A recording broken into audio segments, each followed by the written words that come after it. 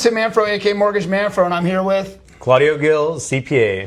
So we're here with the local business spotlight, and we got connected through a networking group that we're part of, and his story is just so good, and I just wanted to basically share it with you guys. So why don't you tell us a little bit about what a CPA is first? Yeah, CPA stands for Certified Public Accountant.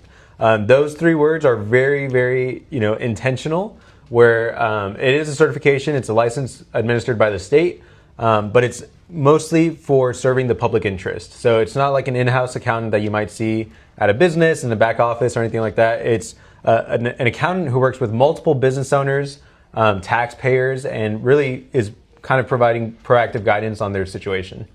And I love your story as well. I mean, it just really hit home for me. So why don't you share with everyone a little bit about like how you got into doing what you're doing? Yeah, so a big inspiration from my parents. I call them serial entrepreneurs. They started and stopped a whole bunch of businesses as we were growing up.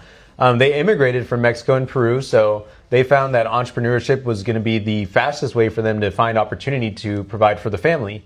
I have 4 other siblings. We all grew up in the family business, outside of school, getting up early, supporting them. But they never were able to connect with someone who was going to take them to the next level. And so they struggled a lot. And entrepreneurship is difficult enough as it is. So when I got an opportunity to study, I went for my accounting degree, I got my CPA license, and I knew I wanted to set out on my own and help people. I wanted to help my parents, help people like my parents. And so now that's what I get to do every day.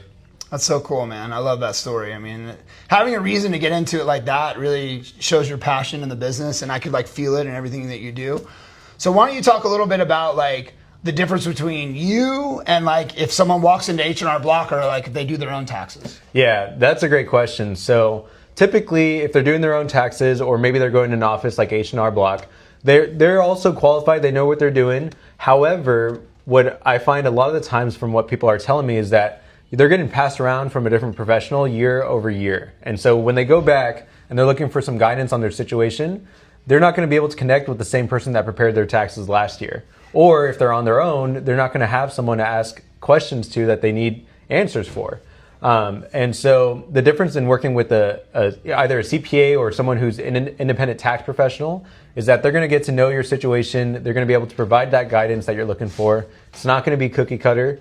You're going to get answers to questions that are specifically for you.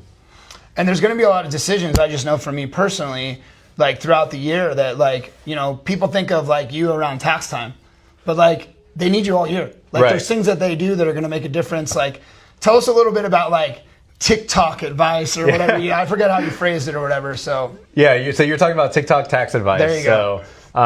It's good that information is getting passed around. The trouble is that a lot of it is very nuanced. The tax code is 70,000 pages long. Wow. And they're not sharing that in a 30-second clip that you're going to find on TikTok, right? So a very common one that I hear is like, write off a G-Wagon for your business or, purchase Sounds fun. Yeah, exactly.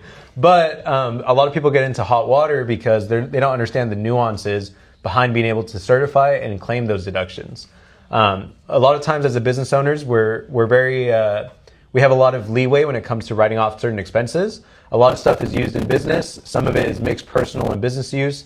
Automobiles, cell phones, home internet or home office. So you want to be careful about how much you're deducting and making sure that you're staying compliant where you're not exposing yourself to any risk, but you're not legally paying more than what you need to. Of course. Yeah. Keeping it legal, but mitigating, as much of it as you can legally. So Claudio Gil, CPA, amazing guy. He's going to be getting crazy busy here soon. So reach out to him. His information. Do you want to drop like a website or Instagram handle? Yeah. So my Instagram handle and actually my website, Claudio Gil CPA. It's Claudia, but with an O. Gil, Gil, CPA.com. Or on Instagram, just at Claudio Gil CPA. Perfect. Check him out. We appreciate you guys checking this out. Local Business Spotlight, Mortgage Manfro. We'll see you guys next month. Thank you.